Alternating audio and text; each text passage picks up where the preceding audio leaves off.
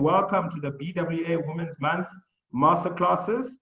And this morning we are joined by a wonderful team from Mazi. They'll be doing a masterclass on leading yourself through authenticity. And this particular session will be hosted by the COO and co-founder of Mazi, Lisa Mokela. You can join this particular session on Facebook and as well as a masterclass on our YouTube channel, as well as you can join it on our website, www.womensmonth.co.za. So www.womensmonth.co.za. Without further ado, I want to hand over to Lisa to take us through the session on leading yourself through authenticity. Remember, our sessions are going to be hosted throughout the day. You can join every 90 minutes. There'll be a session, and we're starting off this morning with leading yourself through authenticity. Enjoy. Thank you, Vuyisa, and good morning, everyone, on this chilly Tuesday morning. My name is Lisa Mqwetyelwa. I am the co-founder and the COO of the Amazi Group. We are a group that prides ourselves in providing opportunities for women, and we champion economic inclusion of women.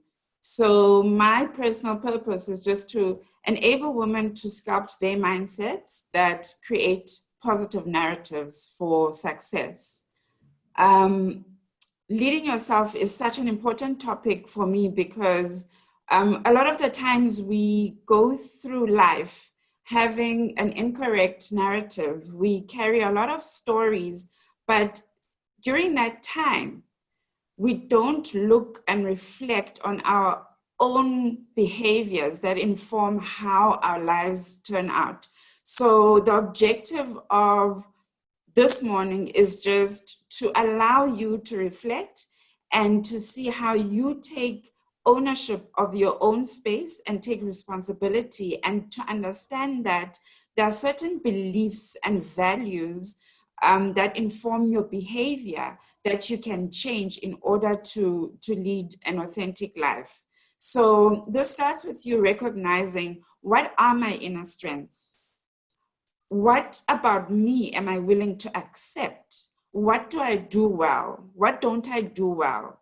Because knowing your fullness, the good parts of yourself and the not so good parts of yourself, allow you to love yourself unconditionally. When you love yourself unconditionally, there are no limitations to what you can do. So just as an icebreaker, I'd like everyone to just grab a pen and paper and draw some shapes for me. I'll just give you some time to do that. So if you could please draw a circle. Please draw a square.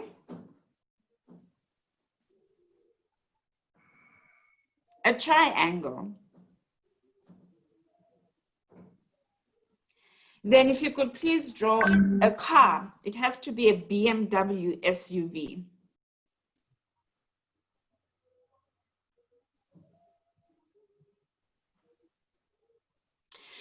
As you're attempting to draw the car, I want you to sit back and actually recognize your feelings. Your feelings when I asked you to draw a triangle or a square or a circle. I'm sure that those feelings came through as easy and doable. But notice how your body changes the minute I say draw a car and a BMW SUV. What are your thought patterns? Do you feel confident in drawing the car? Or has something in your mind happened that I cannot do this? Think about that for a second. How many other areas of your life have you not tried to even draw a car because already it is ingrained in you that you cannot draw, let alone a BMW SUV? So today we're unpacking a topic that really interrogates what our own internal narrative is as we go through life. Authenticity is the daily practice of letting go of who we think we are. I refer to this as the fictional self, the self that projects, the self that people see and very often interact with. And an authentic self is one that you embrace who you actually are. Who you actually are is someone that understands how to accept themselves. They understand that I am not perfect and I do not aspire to be perfect. It's usually the man or the woman that stands in front of that mirror and starts reflecting back. Do you see him or her? Do you accept them? Or do you have a narrative or a story as you stand in front of that mirror that this person is not good enough? How do you then work on those narratives that always tell you that you are not enough in this space? You are not good enough. I've put a quote up from Mama Mbeki, where in that quote, she describes that feminism, for an example, is democracy freed, not only from patriarchy, but from class exploitation, from race. And those are a few social ills that actually are inherited by us. And we end up getting ways of not approaching people, of not doing things the way we're supposed to be, because already I'm looking at my race and saying I am not enough. I'm looking at my social status and I'm saying I am not enough. Not recognizing that being authentic is an expression of always showing up for yourself, irregardless of where you may be, irregardless of the spaces that you hold. Unfortunately, as women, the most ingrained oppressive narrative is one that we inflict on ourselves subconsciously, and that is our default negative thinking patterns. What do I mean? As a woman, if you were to wake up and say, I'm going to design an airplane, the time it will take you to actually get to draw that airplane, you have to work through self-doubt. You doubt your own capabilities. You lack the confidence because all the time you think you are not good enough. You become submissive to other people's ideas of who you are, not how you are feeling. So you accept how they see you. You want to fulfill those expectations. Therefore, you don't want to break the boundaries where people would see you in a different light. You often ask for permission where you shouldn't. And this narrative is very limiting, not only to a woman, but also to a man. But it comes from somewhere. And I want to take you through that. This is a result of the main influences of our lives. So one would not think that we are influenced by our environments, but the most familiar environment that we have is family. And through our family, we practice culture, we practice religion, we go to school. And as you become an adult, you start working, and there's a community in all these spaces. But as a child, you start to unconsciously accept the positive and the negative beliefs that come through from your community, from all these environments, and you accept them to be true without questioning where these come from. So I just want to take you through a story of the elephant. It is called, maybe some of you are familiar with it, it's called the elephant syndrome. So a baby elephant that works in a circus needs to be tamed. So what often happens is the elephant is tied to a tree or is tied somewhere and chained. As the baby elephant tries to express itself, because it does feel that this is not normal. Elephants are animals that roam around. So as a baby elephant starts to pull away from the tree or wherever it's tied to, whether it's a pole, it gets tugged back. And as it's being tugged back, it starts to learn that I cannot move. It becomes limited. And after a while, after fighting, it submits to the fact that this is my area and this is where I will remain, because I am tied to a chain and I cannot move past this chain. Over the years, the elephant grows bigger and bigger, and it becomes this majestic animal that we get to watch as it beautifully encompasses itself. The sad thing about the elephant, though, is that it does not recognize that it can actually rip away from the tree, from that pole. It accepted a long time ago that the tree and the rope are its master. Therefore, without fighting, the elephant remains tied, even in that big size. Even though it has the power to demolish a house, it doesn't move. So I want you to interrogate that. Why does the elephant not move? The elephant won't move because it believes that the rope still holds him.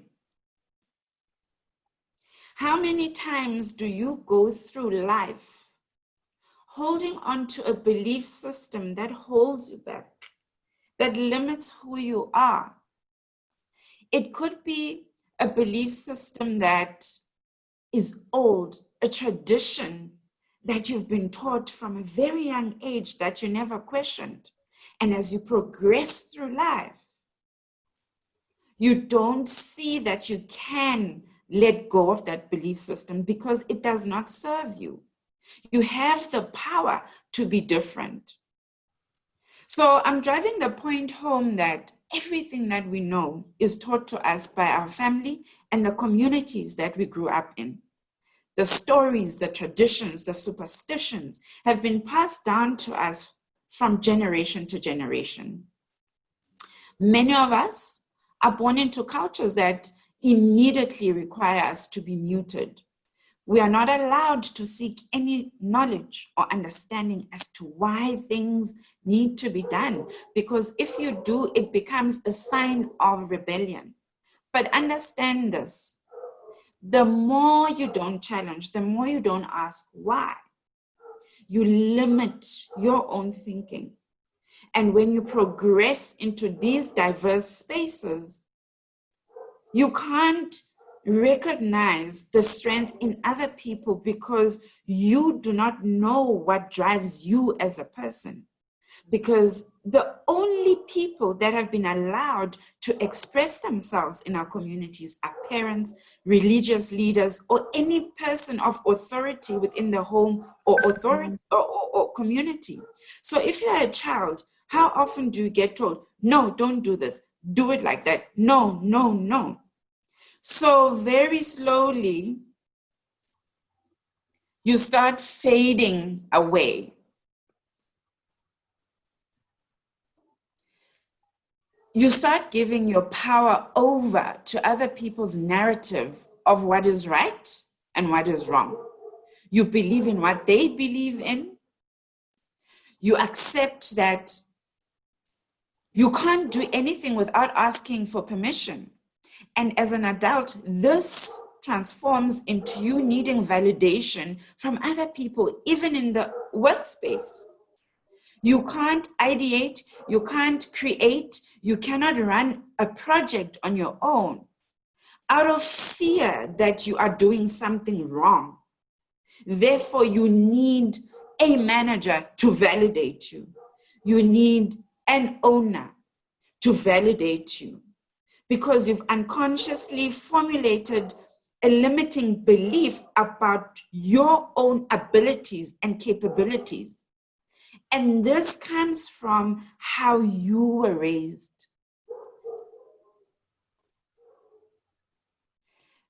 And you start failing to recognize yourself as the authority over your own life because you fear being different. Like the elephant, you become submissive to a fault. You want to play, but you only play in the corner. You don't recognize that there's a whole field out there that you can explore.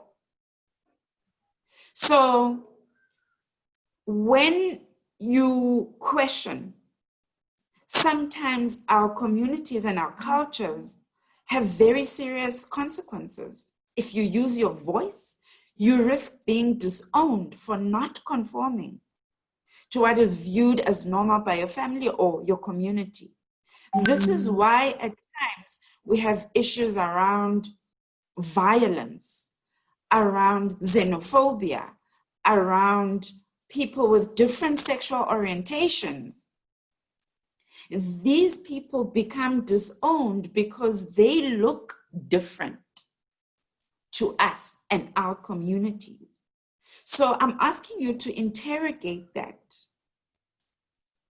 What is it that you are inheriting? What drives this concept that you have to operate within a space of limitation? So in childhood, you are inheriting the acceptance of the way your family or community handles fear. Fear of diversity, fear of creativity, fear of collaboration or even change. It becomes ingrained in us then that we are not allowed to sit at certain tables because you are not enough. Just by virtue of who you are not enough. You are not enough racially, economically, academically, religiously, or you are not enough because of your age or gender. You will not be consulted on certain things just because someone looked at you and said, you are too young. You are too out there. You are too radical. I invite you to share this thought with me. Black sheep are not born, but black sheep are people that are created within the home and the community. When you live authentically, you start recognizing that there's more to life than getting 100 degrees. There are different forms of intelligence out there. You've got to be open-minded and access information so that you are able to embrace the difference in yourself and in other people. There shouldn't be a time where people are labeled as black sheep. As a woman and as a girl child, our communities label us. If you are vocal, you are labeled stubborn, but I'd like to think I'm strong-willed. If you will not back down and seek knowledge, you are labeled as rude and problematic. If you are assertive as a woman in the workspace, you are labeled as emotional because you know your boundaries, you know who you are. But all of those labels come from our roots. Anyone that is different in view and opinion is labeled as different and may be isolated. So let's do a quick reflection. How were you raised as a child? Who influenced your thinking and beliefs about your career? Maybe you wanted to be a fashion designer, but you were told that in this house, we only have doctors, we only have lawyers. There's no way you are going to draw clothes for a living. I come from a family of academics, and I chose a path in somatology. And up until today, there are very few family members that understand what a somatologist does, because already it is labeled, oh, Lisa's thing, where she does nails and she massages people. That's not a career, that's a skill.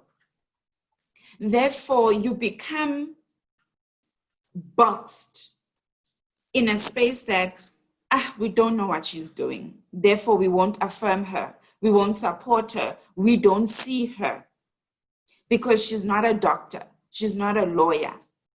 And we have these family feuds of parents wanting to dictate how their children should live their lives. How dare you become something different?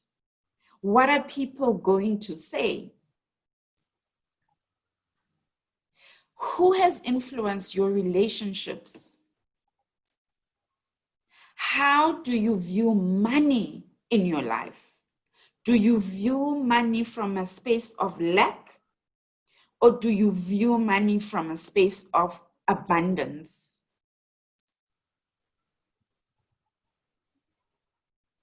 Think about it. Everything that we do is a link to a chain of who we become.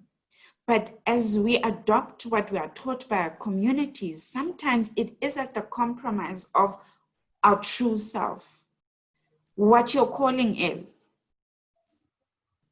Some beliefs enable you, others inhibit you.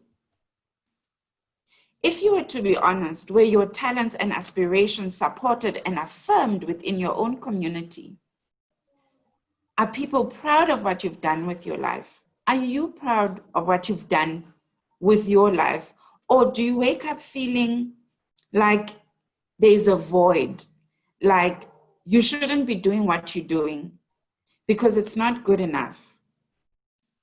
You are not proud to stand next to people and say, I am Lisa Mtogelwa. I am an advocate for change.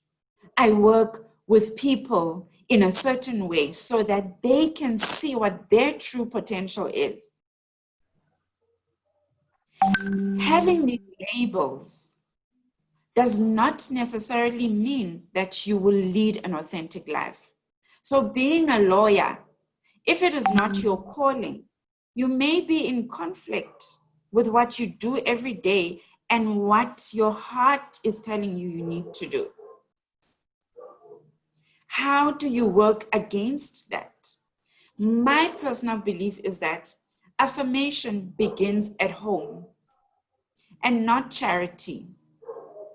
Charity does not foster economic growth or an abundance mindset.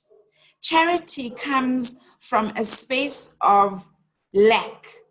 Charity does not instill in me the belief that I can be more in life.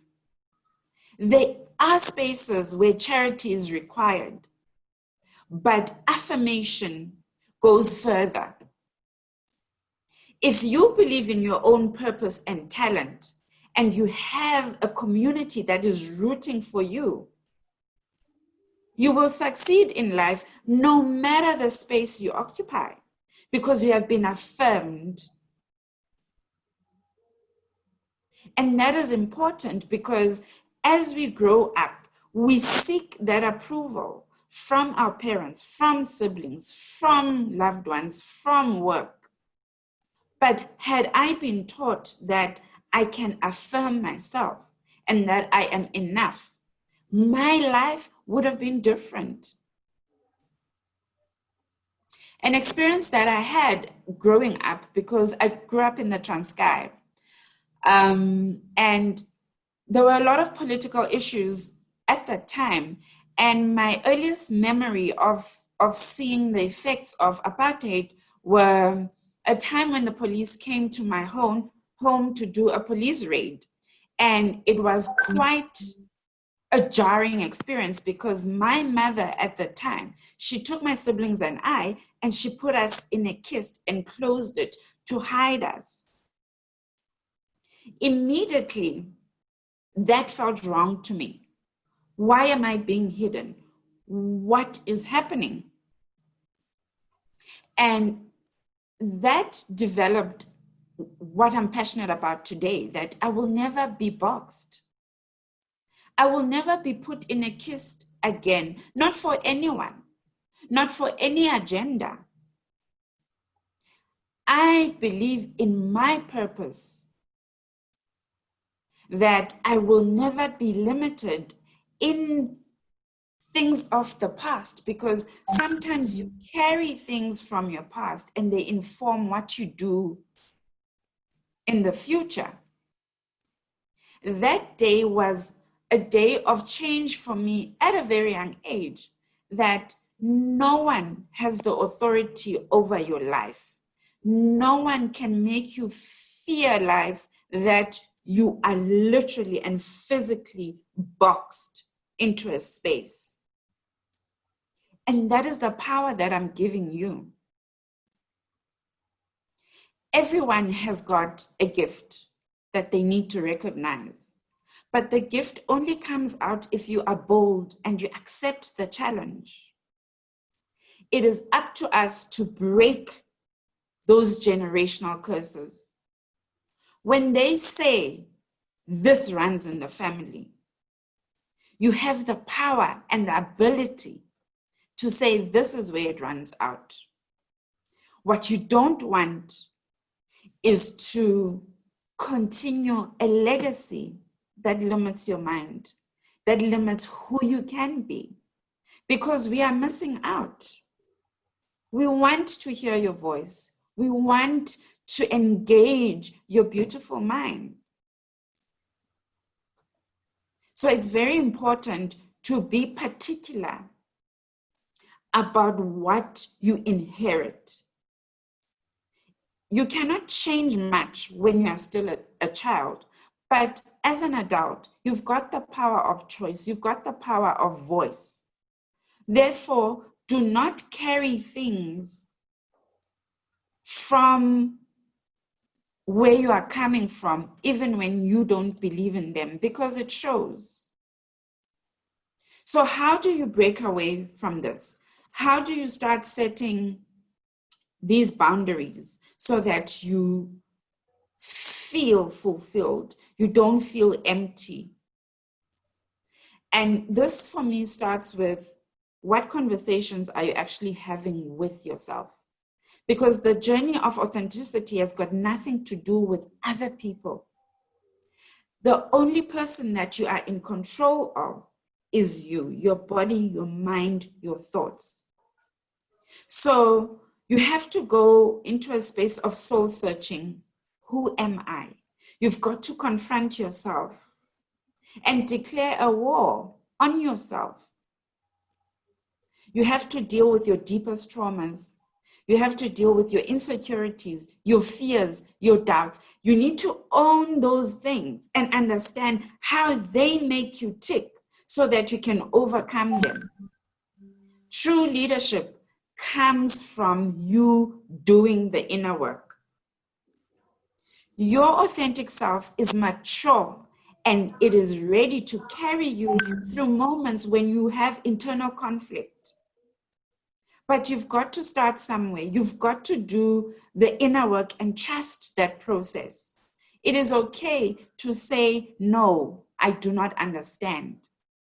It is okay to accept the scars from your past, but they don't define who you are. These are learnings. You go through things so that you can learn, but they don't define who you are. So you owe it to yourself to own that imperfect part of who you are, because it leads to a greater awakening within you. You are a gift. You are enough. You are creative. You've got the life energy of positivity. It already exists within you. Therefore, why do you let a negative narrative hold your power back? As we've seen with the elephant, that negative narrative is not even true. It is false. If you recognize your own power and emerge,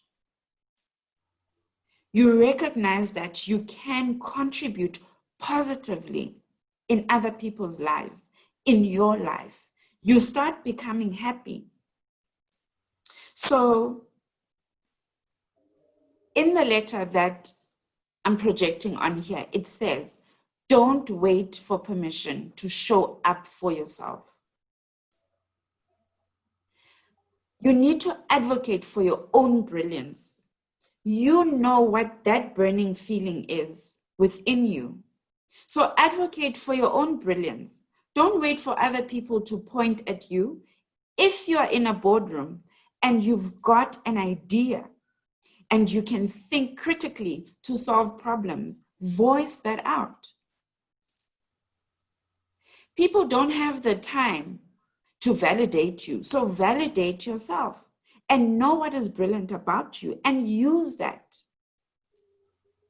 The second part of this is you have the power to leave spaces that no longer serve you. So I'm referring to spaces of belief systems, of religion, or any other space that does not feel like it serves you. You need to be very intentional about letting your feelings and your thoughts out. Why do I say this? A lot of the times, we go through things in relationships where you do not voice, you do not use your voice, you don't say how you truly feel. So over time, you become bitter because you are angry and you turn that anger inward. And that builds into depression because the more voiceless you become, the more you lose the will to live. You feel like you are out of flow. And before you know it, you are resentful. You are resentful of people within your spaces. You are resentful of some choices that you have made. And resentment poisons your organs internally. You become ill. You suffer from cancer, from other chronic illnesses because you have not expressed and let your anger out and let your feelings out of fear that you may lose certain people. It is okay to lose certain people if they no longer serve you. It is okay to let go of certain relationships if they no longer serve you.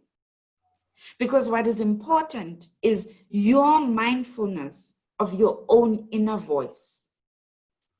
The power of your words over your life manifest. So you need to take responsibility for that.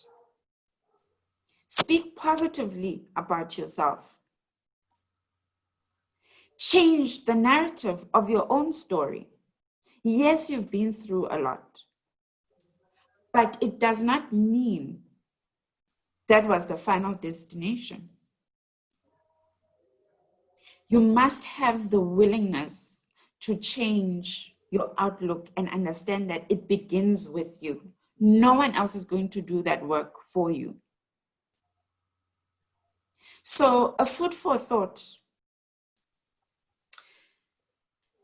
What is your interpretation of the marriage vow, till death do us part?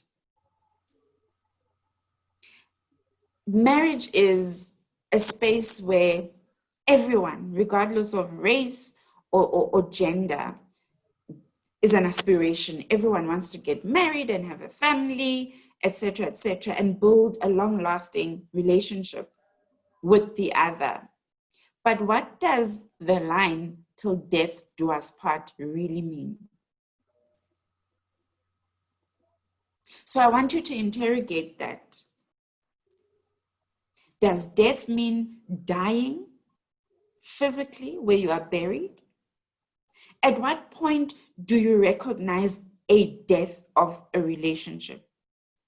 Again, I'm going to tie it into knowing yourself well enough to understand what does not work for you. Having the power to leave spaces that are toxic, that don't give you life energy. Till death do us part does not mean that my husband has to die before I move on.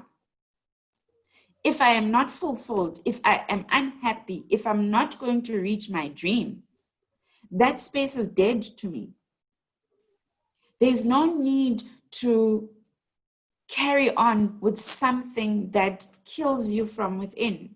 A lot of us stay in jobs that are dead. Dead means there's no life. Dead means there's no energy. Therefore, you will not be productive if you are in a dead space. Instead, you change the narrative and the energy of that space, and it becomes negative. There is gossip, there is internal fighting, there is backstabbing. And very often we say women put each other down. Why are you even in that dead space? If you are recognizing the toxicity in that space, why are you even there? What are you waiting for? So, till death do us part does not mean people need to die. You have the right to leave a relationship or any area that no longer serves you. The death is a representation, it's a metaphor of a space that doesn't allow you to thrive, a space that doesn't allow you to be productive. So it is okay. So just as an exercise, I'd like us to just fantasize for a moment. Now, with this activity, you may not be able to answer it right now. So if you want to do a screen grab of the activity, please do so, because it does ask very deep questions. So fantasize for a minute. If you were to write a script of your life from as early as you want and reimagine that you are not born in the family that you were born into, you did not inherit any generational history. You had no responsibilities, there were no financial limitations, no one depending on you for any support. So this is just you. Would you change your life story? What would it be?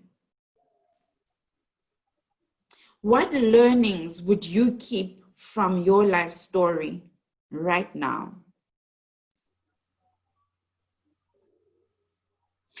What would you let go?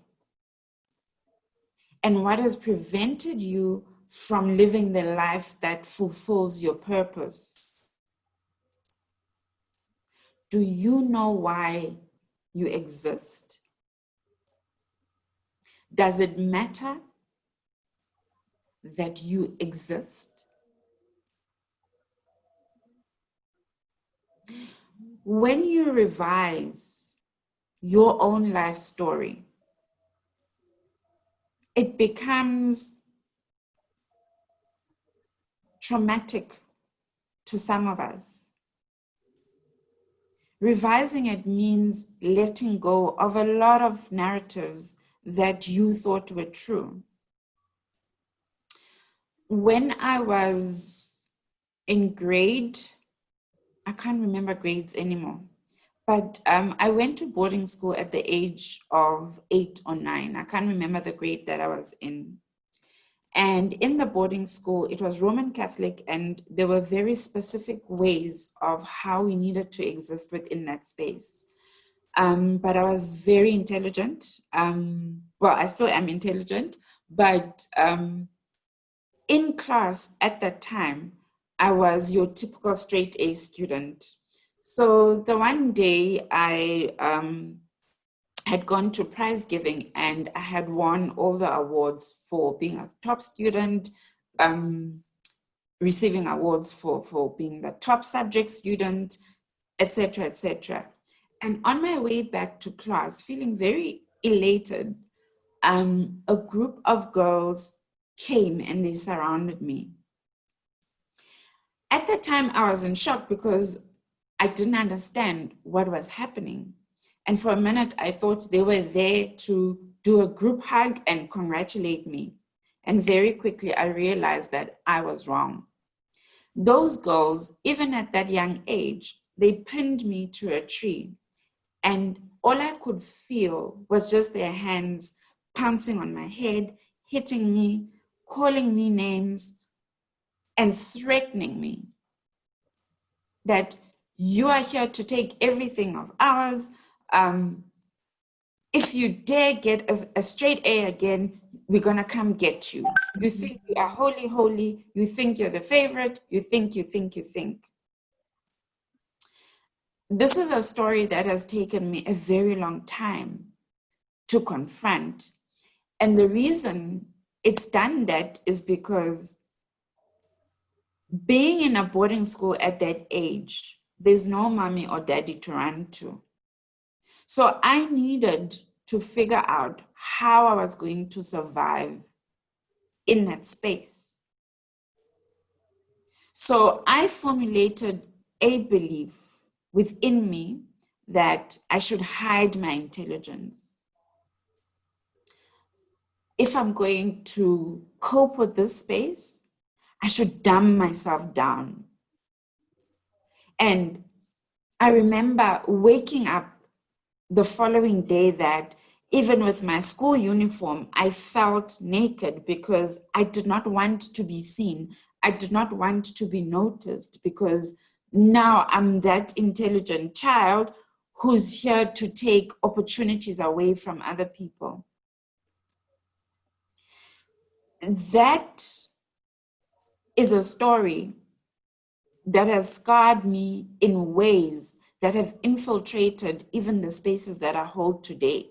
Because as a co-founder and as someone that develops other people, it meant I needed to confront my own story before I can unlock the potential in others. I have been unable for many years to celebrate my successes because when someone says to me, congratulations, it instills fear that, oh my gosh, I have done it again. I've taken an opportunity from someone else. So when I walk into a boardroom where my thinking and my mind is required, for the longest time, I used to choke. And that is how deeply ingrained that belief system has been to me.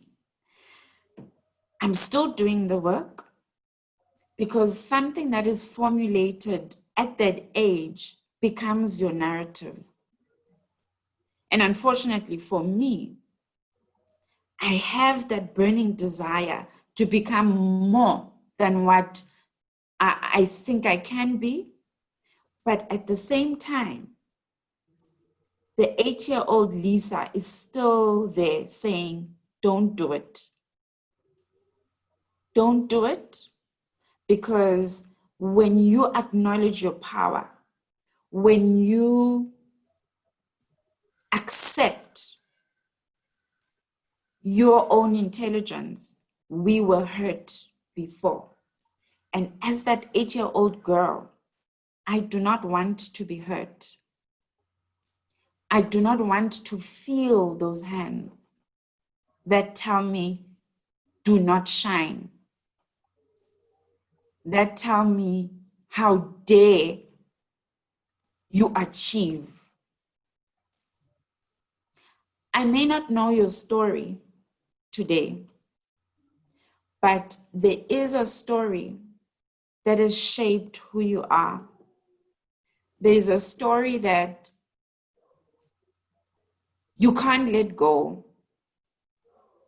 And that is the story that you need to do the work. My life coach, Dwanen, had a session with me about my 8-year-old self last year. And the first thing she said to me was, talk to the 8-year-old Lisa. Because until she feels safe, you will not be able to achieve anything meaningful in your life.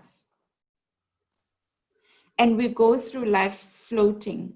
We go through life looking behind our shoulders because we are afraid that other people can see who we really are. What I've learned over time is that whilst my 8-year-old self is not fully healed, as the adult, the person that I am now, I can reach out to her and say, Lisa, today I release you. You are safe. You can shine. The words that were used over you are not true. And it's something that I personally wrestle with every day. Because as I start to step out, that insecurity creeps in. Because I need to feel safe. But the person that needs to feel safe is not this Lisa that's talking to you today. It's a Lisa who was pinned to a tree when she was 8 because she achieved a lot in her life. How has this story weaved itself through my life? Is even in the relationships that I've had, my core need is safety. I have become, over time, aware of that. I've interrogated myself, why am I antisocial? It's not that I am not warm or that I fear people. It's because the 8-year-old self is still on a journey of healing. Therefore, I need a space that is controlled, a space where I feel secure and protected, a space where my gift, my intelligence is accepted and is not a threat. Because the false belief again continues. And it says, do not achieve too much because you are taking away from other people. So I'd like you to do this exercise. I'm even shaking as I'm talking to you because, again, that belief was so deeply seated within me that doing the work, it immediately takes me back to that 8-year-old girl. No one will release you from your story. No one will. No one can. It's only the power that already exists within you. That voice that tells you, do it. You can do it. And the people that you surround yourself with are people that root for you to do it. And very slowly, you start to heal. You start to forgive people, even if they have not asked you for forgiveness. You do not need to hear the words, I am sorry, because how do I go back to a boarding school in Kumbu for a group of girls to say to me, we are sorry. So to release yourself and to be authentic in your journey, you've got to accept that at times, people that have harmed you will not call you to say they're sorry. They don't even know that they've harmed you. So accept that you cannot change, but release. Acknowledge that these things have happened to you, but release them. Affirm. They don't define who you are. Learn from those experiences. But the most important thing is rise to your own power and know the gift that you are. Feel the wisdom that comes through within. If you don't, you start feeling these voids in your life. Then you drink excessively. Then you don't maintain relationships well. Sometimes you stay in toxic relationships. At times you oversleep because you don't want to confront your story. Confront your story. But what I want to leave you with is you've got the power to recreate the narrative of that story. Even the most gory, the most negative of stories. You have the power to recreate the narrative of that story to have a positive outcome. The work that we've done at Amazi, touching over 100 women, is exactly that. Women that have been through a lot of trauma, deep-seated traumas. Women that we sit and look at and we say, how are you even alive? How are you even hopeful of a future? Those women understand something. Anything that may have happened to me does not define who I am. I am talented. I am beautiful. And I owe it to myself to express everything that the universe and God has given to me because it is needed. You don't need to go to school to be a peacemaker. There are homes that are full of conflict, and there's always that one person that is called to mediate situations. They are peacekeepers. They didn't go to school for that. It's natural. It's within them. So you've got to recognize for yourself what comes naturally to me. What am I really good at? Is what I'm doing today aligned with my purpose? What are you chasing? Because it's only through your understanding that you succeed in your life. You're able to make decisions because you know what drives you. You know what you stand for. And no one can tell you what you stand for. It is something that comes from you.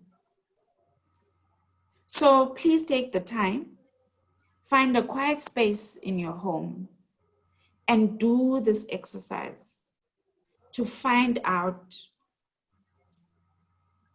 what is it that has prevented you from living the life that fulfills your purpose. Why do you exist? Why do you feel empty and not enough? What are you missing about what you've been given naturally that could serve you into fulfilling that purpose? Because you've got to interrogate that. What is your gift? And would you change your story? Recreate your story into something beautiful.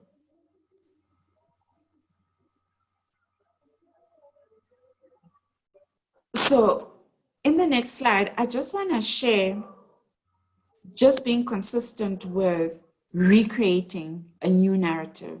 At Amazi, we've published a magazine that is very deliberate about collaboration versus competition. Because at times, when you are on the journey of finding who you are, you realize that you are not everything. So why it's important for us and why we've actually put it into a publication is the fact that we have come across great women on our paths, women who we admire their strength, women who have shared their honest moments about their own stories, their own limitations. There's more power when you are recreating a new narrative and you are not intimidated by someone else's strength. Because it is through collaboration that we grow as a community. It is through collaboration that we start having conversations that move us forward, not only as individuals, but also as women, women of color. And when I say women of color, I don't mean that other women are not important. And it is not something that is coming from a space of lack. What I mean about collaboration and creating spaces for women of color is because of, and this again is the work that we've done as Amazi. When you understand your narrative, when you see how you can contribute, you start to build authentic spaces. And for us, Amazi is an authentic brand that is deliberate in its mission to continue to create a seat at the table for all women and for all women of color.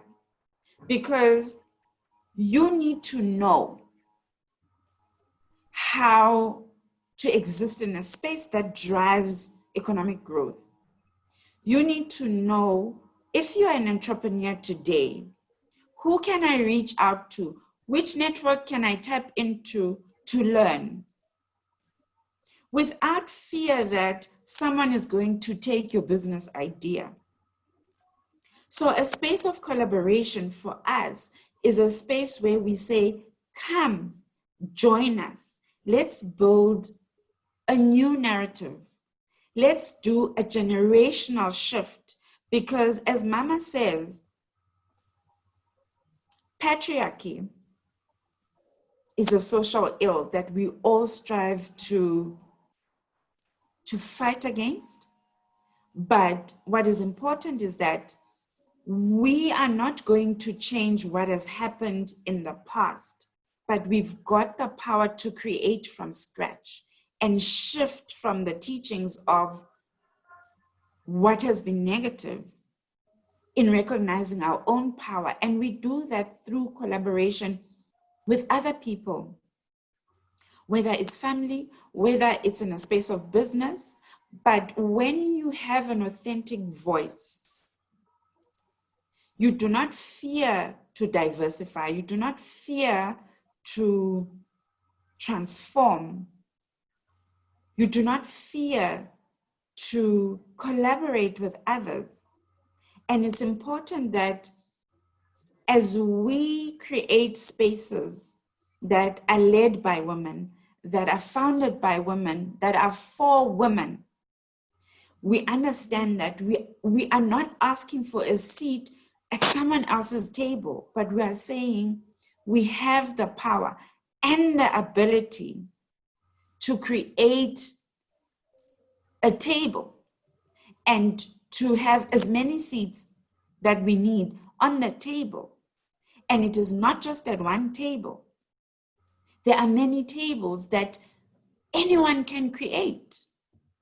So the idea of conforming to one idea of where the table is something that we are trying to demystify. So when you lead yourself in an authentic space, you've got to realize that you can lead just by understanding who you are and what your gift is. You can lead. You can create your own table. You can invite as many powerful people to that table, because it is through that knowledge and collaboration that we grow, that the spaces that we are building are inclusive. And we recognize and respect people for the talents that they bring to the table, because they serve a purpose. So at Amazi, we are very deliberate about this space.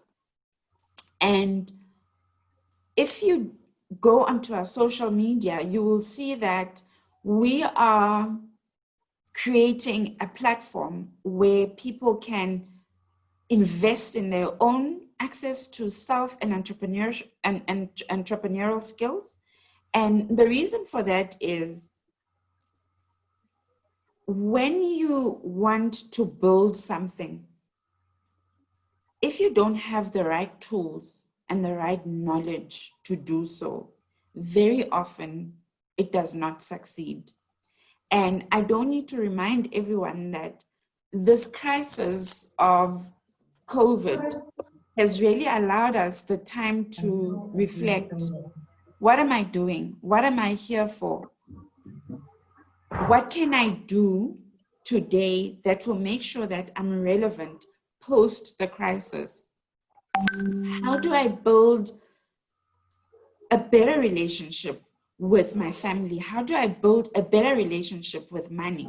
And we believe that you need to self-actualize. You need to discover who you are first before you can be an entrepreneur, before you can lead others.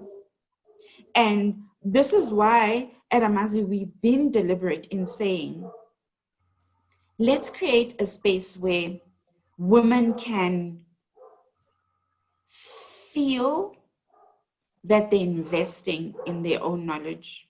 And what we've done again is we are kickstarting this campaign of Pull Her Up to unlock her potential, because that potential unlocks her power.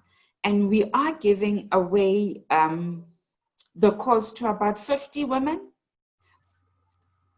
who will then receive the learnings and hopefully enter into spaces emerging more confident, more powerful, because they understand what makes them tick. So what have we learned today? Today we've learned that being authentic means showing up as your actual self and not your fictional self, because your fictional self actively blocks the work that you need to do. Your fictional self tells you that you cannot start a business because you don't have money. You cannot start a business because you don't have a space to rent. If you start a business in your backyard, who's going to come there? So your fictional self actively blocks you from doing the work that you need to do that will progress you. We've also learned that it's important to reflect on your own negative thinking patterns. That as women, we are always critical to ourselves. We are always doubtful of our own capabilities, and that comes from how we have been raised. Especially as girl children, we are taught to be submissive to the rules at every corner. Even as an adult, I'm a makoti. And being a makoti, those of you who are married immediately understand what I mean. Because not only does tradition change your name because you've been married to someone, the way you are dressed changes.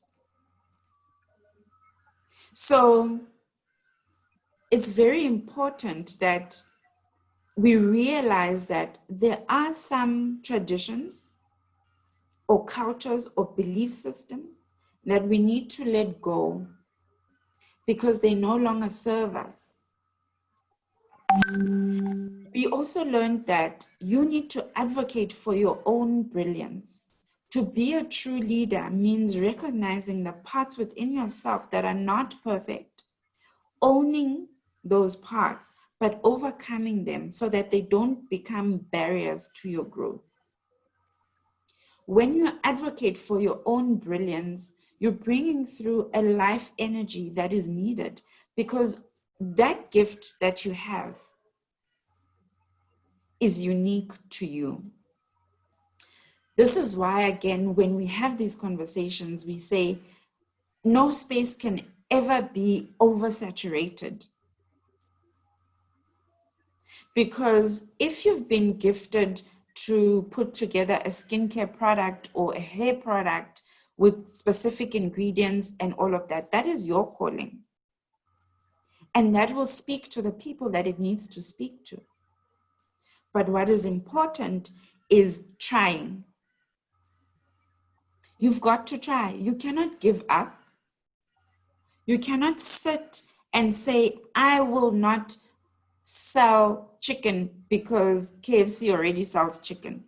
What if your ingredients will unlock a certain area in your own life? So it doesn't matter what has been created before. What is important is you living your true purpose and recognizing the power that is within you, that you can do it. The third thing that we learned about was the power of your words over your life. It is okay if you feel down at times. It is okay that a day that you thought was going to go really well, it doesn't go well. That is okay. But that is not the entire outlook of your life. So when you start saying, oh, what did I expect? It's me. Nothing good ever comes out of my life. You are inviting a lot of negativity when you do that. So be responsible enough to wish yourself well, to say, whilst things are not going well, my aim and my purpose is to champion X, Y, and Z. I can do it. I have the power within me to do it. You cannot give up on life because your great grandfather didn't succeed in something. Be selective about the legacy that you inherit, because you cannot change where you come from, but you can be very selective on those things that you are told are carried over from generation to generation. It's very important that you recognize spaces that no longer serve you. It doesn't matter what other people say. You know what your inner voice tells you. If a space is toxic, if a space doesn't give you excitement, you have the right and you owe it to yourself to move on. There are things in your life that are just meant to be stepping stones. So it's okay to recognize that this is a stepping stone and you move into a different space. And you can leave spaces without fighting with people because no one owns you. You are your own person for a reason. But the responsibility still lies with you to advocate again for your own brilliance. So as I end off today,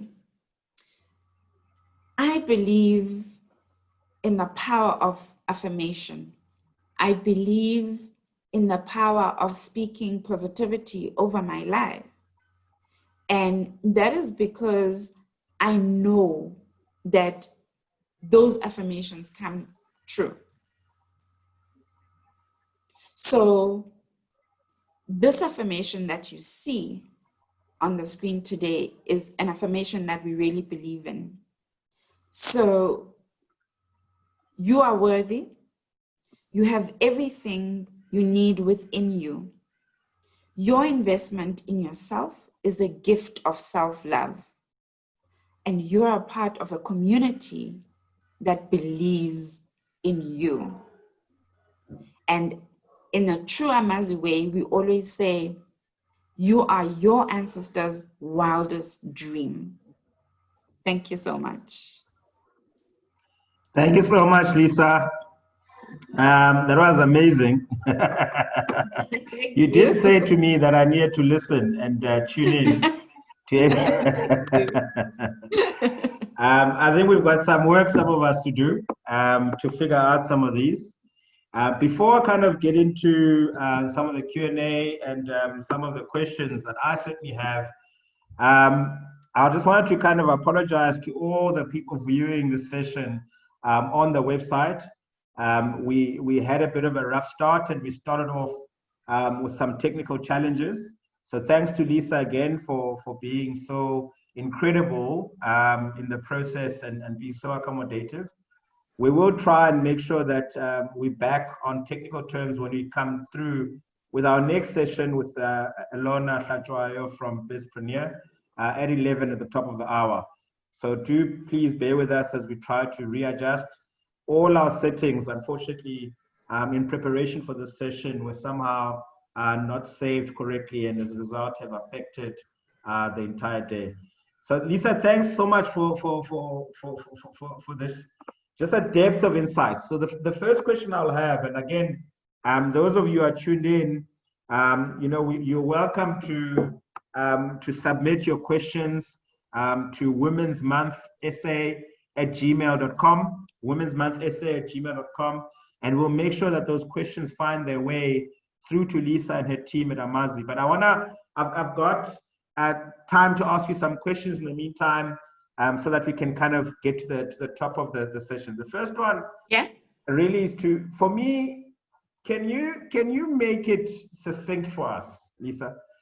If I may ask, in terms of the principles to drive your truest self, and in terms of the principles that you believe women need to adopt in order to take part in owning their own destiny, what kind of key principles do you believe every woman is to have in order to achieve that success? Again, I know it's not, people come from different circumstances, they come from different environments, they're afflicted and affected by different things in society.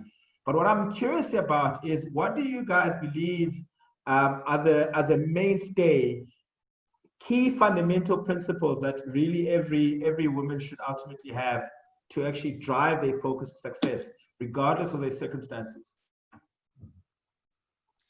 I think the biggest part, Risa, is accepting your story.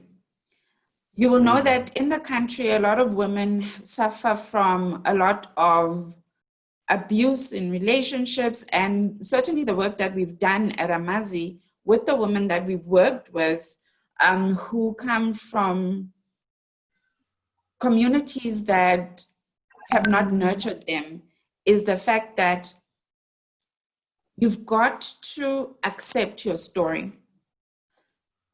Why I say that? When you accept your story, it no longer holds power over you. When you get into a space of self-acceptance, no one can name call you or trigger you. So as a person, once you get to know your story and accept it for what it is, you are the person that is in control of that narrative, and it no longer impacts you what someone else thinks. So that's the first thing. And the second thing is really, which is something that I've learned, is know how to seek help. When you seek help, it does not mean that you are losing power or you are less than. But really, there are amazing women out there who've walked a different path to you. And through collaboration, you get nuggets of wisdom that empower you in your own personal journey. So for me, I find that spaces of collaboration are energetic spaces, because as South Africans, we are storytellers. I don't need to go through each and every experience to learn. There's wisdom in other people that enriches me, that enriches my mind, my thoughts, and how I do things. And the third thing is knowing what you stand for. It is okay to not be sure in the beginning of your journey. But for us, at Amazi, what drives us is really the aim of bridging the gap of economic exclusion. Therefore, even the way I live my life at home is mindful of my purpose. And for me, I champion this through education, giving access to knowledge to other people so that I don't hoard information. I share it. People grow when you share information. So you shouldn't want to keep all the good parts to yourself. The point is to share them. And I think it was Tata Mandela that says, when you let your light shine, you actually make it possible for other people to realize their own potential, and you give them permission to shine as well. So that is, yeah, I would say those are the three things that are nuggets of you succeeding in a space of driving your authentic self. Own your story, know what you stand for, and understand the power in collaboration. Amazing. I still have two questions, and the next one for me relates to some of the work that Amazi does in the industry that you guys are participating in. And I know you touched on it ever so slightly at the beginning. It always amazes me that that's what we do. But I want to give you now an opportunity to really kind of speak to some of that. And I mean, you gave a context around the gift that you are giving participants who have tuned in to this session today. But in the work that you guys do, what do you believe is the future post the current reality of the beauty and self-care industry? Where would you guys? I know, you know, when I first connected with your business partner Divya, I was really excited about the prospect of what you guys are building as a women-owned and primarily Black women-owned entity, and the future and you guys are designing. Can you give us a glimpse into that future as you guys see it? That's something that we're very passionate about. I think just off the bat, we are a feminist business. When we say feminist, we don't mean it in the perspective that it excludes males. We mean that in the way that human life comes first. So before you're a man or woman, being a human first is important to us. So Amazi is crafting a space post the crisis where we've sat down and we've done a lot of research to see what does a Black or what do women of color need right now. And you'll be amazed, Visa, that women of color need access to knowledge, access to opportunities so that they're able to build multiple streams of income without necessarily being employed. And if you look at the changes that have happened. There's a lot of retrenchments that have been happening because of COVID. There's a lot of impact so all of this has impacted women in particular. And we know that when you've empowered a woman to know how to earn, that empowerment is going to impact other people within her community far greater than if it was just a man. So our plan, by building spaces curated for women by women, is to take away this notion that I need to change who I am so that I can fit in, and I'm not authentic in that space. So we are curating a space where we are saying, as a woman, come get mentorship, come learn the way business is done. And we are going to take you through a journey through our e-learning platform where we not only talk to you, the person, in how you develop your authentic self, but we help you find your why. We help you take your why and link it to a business model. Because once you figure out what your purpose, you then know, how do I actually monetize what I'm doing in a way that energizes me? Employment is a thing of the past. That is our belief. We've got to give each other platforms that allow us to run sustainable businesses that will succeed because we have helped and mentored each other to be compliant. We know the impacts of tax on businesses. A lot of the small businesses, especially in the beauty industry, have closed down because they're not compliant. The informal sector has been affected because there hasn't been enough education. Even with reopening a salon, how do I get the sanitizers? How do I get the signage that is required for me to be recognized by a bargaining council that I can reopen? So Amazi is very deliberate about doing work that will go beyond the walls of Amazi, because we believe that once someone knows how to create an income for themselves and they do it in a sustainable way, they become active in the economy.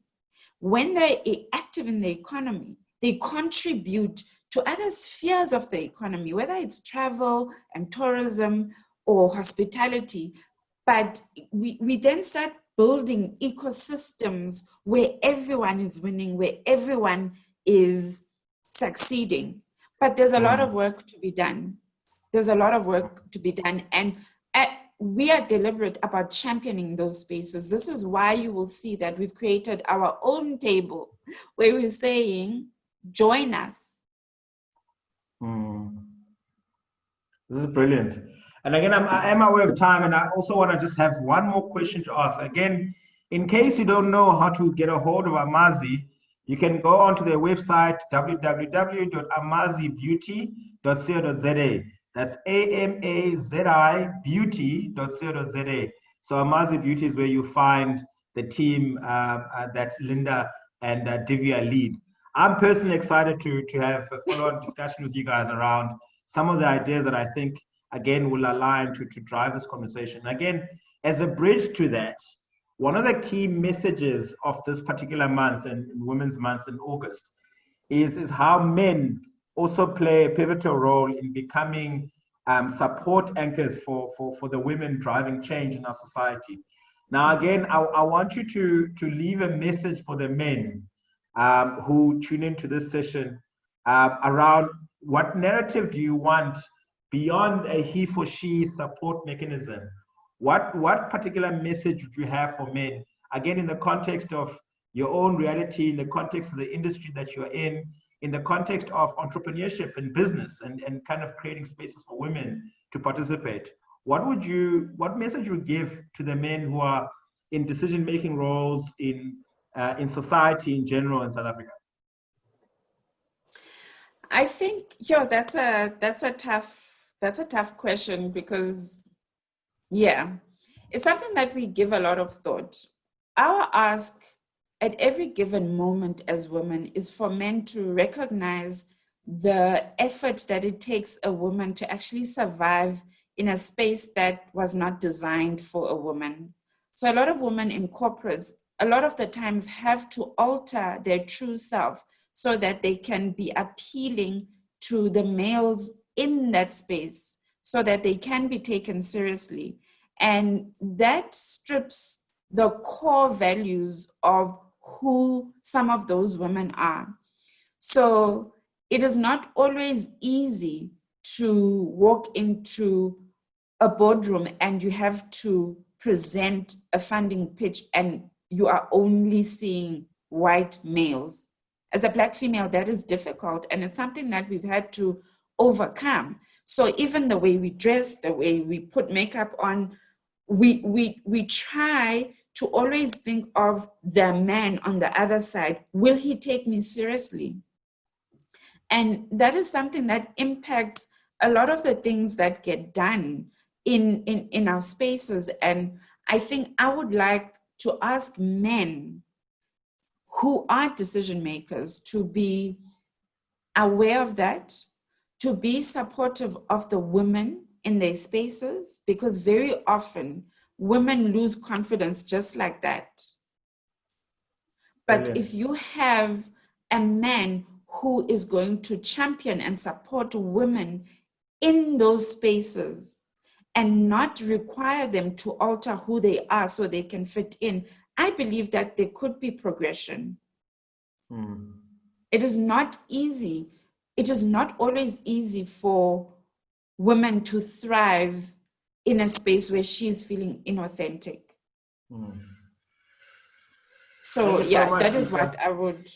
Yeah, thank you. That's, I mean, you give hope to at least to many of us who are fathers to young girls who have to make sure that we create the kind of future where these conversations no longer are topical issues Yes. for women in society in the future. So thanks for those words. Again, thank you for having joined us for the session. I want to thank Lisa and her team at Amazi for having been part of these masterclass sessions. I'll certainly be looking forward to rewatching this again in a few months' time, and look out for these details as we release them on our website, Women's Month SA. .co.za. So Women's Month.co.za is a title. We've been joined by Lisa Mtokelwa from Amazi, talking about leading yourself through authenticity.